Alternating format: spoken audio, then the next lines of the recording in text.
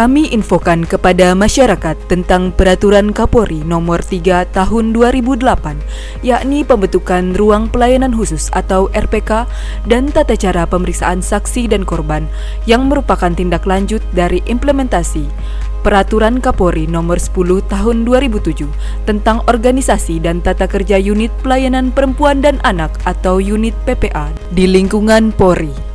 Unit PPA adalah unit khusus di kepolisian yang tidak hanya memiliki ruang pelayanan khusus, namun juga memiliki petugas khusus terlatih yang sebagian besar adalah polisi wanita.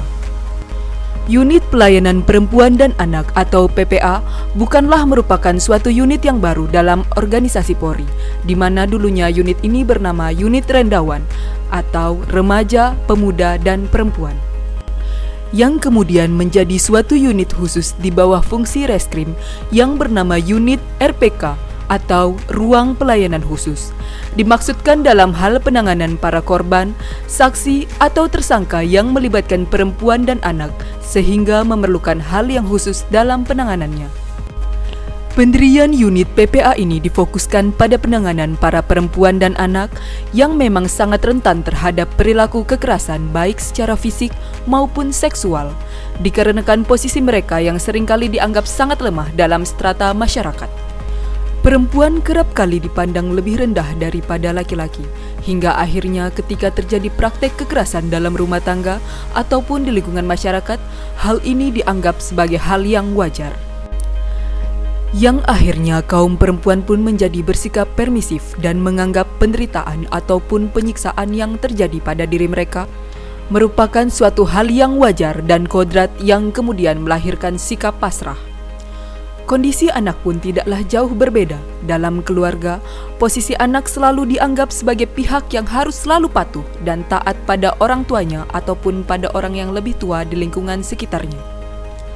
Anak dianggap tidak tahu apa-apa dan harus selalu mendengar, menyimak, tanpa punya kesempatan untuk mengutarakan pendapat. Pernyataannya kerap kali dianggap bohong, mengada-ngada, ataupun tidak dapat dipertanggungjawabkan. Ketika seorang perempuan menjadi korban pemerkosaan atau seorang anak perempuan yang menjadi korban pemerkosaan, dan kemudian peristiwa tersebut dilaporkan pada pihak kepolisian, secara psikologis perempuan dan anak yang menjadi korban akan sangat malu ataupun ragu untuk menceritakan pengalaman yang menimpa dirinya pada orang asing, terlebih kaum pria, sehingga seringkali berakhir dengan keterangan yang diberikan kurang jelas, bahkan korban tidak mau bicara dan hanya menangis saja. Untuk itu, petugas unit PPA pun mendapatkan bekal pelatihan khusus tentang teknik dan taktik penanganan para korban, termasuk juga personil dan ruang pemeriksaan yang khusus sehingga tidak menimbulkan trauma yang lebih dalam terhadap korban. Latar belakang berdirinya RPK dimulai dari meningkatnya tindak pidana terhadap perempuan dan anak, serta untuk memberikan pelayanan dalam bentuk perlindungan terhadap korban dan penegakan hukum kepada pelaku. Unit Pelayanan Perempuan dan Anak yang selanjutnya disingkat UPPA adalah unit yang bertugas memberikan pelayanan dalam bentuk perlindungan terhadap perempuan dan anak yang menjadi korban tindak kejahatan dan penegakan hukum terhadap pelaku. RPK selain sebagai tempat pelaksanaan pelayanan dan perlindungan terhadap perempuan dan anak yang menjadi saksi atau korban tindak pidana perdagangan orang,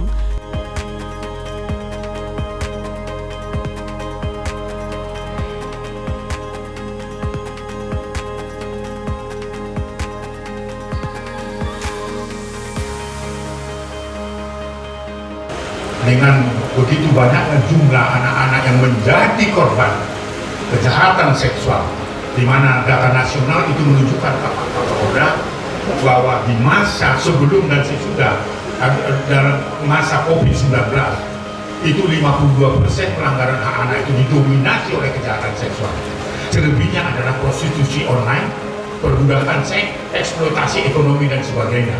Dan itu terjadi di wilayah-wilayah bukan saja di Kalimantan Barat, tetapi data menunjukkan bahwa Kalimantan Barat harus diantisipasi bagaimana kita membendung anak-anak kita menjadi korban kejahatan seksual, dalam hal ini trafficking dan sebagainya. Itu yang dilakukan oleh Polda Kalimantan Barat. Dengan hadirnya RPK itu, saya kira ini adalah satu kesempatan yang sangat luar biasa untuk melindungi korban, bukan saja perempuan, tetapi anak-anak. Karena anak-anak sekarang menjadi sasaran yang utama Pak Kapolda untuk prostitusi itu. Bahwa konteksnya perempuan, tapi banyak perempuan di bawah usia 14 tahun, katakanlah dalam tingkat SMP dan sebagainya. Oleh sebab itu, dengan peresmian gedung RTK untuk memberikan perlindungan terhadap perempuan dan anak, Komnas Perlindungan Anak menyambut baik dan mengucapkan sukses untuk Polda. Assalamualaikum warahmatullahi wabarakatuh. Saya Kabid TIK Polda Kalimantan Barat, sekaligus selaku mantan Kasubdit Renata Polda Kalimantan Barat, mengucapkan selamat dan apresiasi atas peresmian gedung RPK Polda Kalimantan Barat.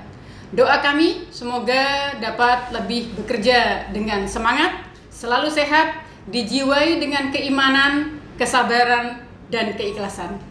Selamat bertugas. Assalamualaikum warahmatullahi wabarakatuh. Saya selaku Ketua Bayangkari Daerah Kalimantan Barat mengapresiasi telah dibangunnya ruang pelayanan khusus yang akan digunakan untuk melayani perempuan dan anak yang menjadi korban kejahatan. Sebagai Ibu Asuh Polwan Polda Kalimantan Barat, turut bangga di mana gedung RPK ini akan dikelola oleh para polwan yang akan memberikan pelayanan terbaik bagi masyarakat, khususnya perempuan dan anak. Saya ucapkan selamat atas peresmian gedung RPK Polda Kalbar.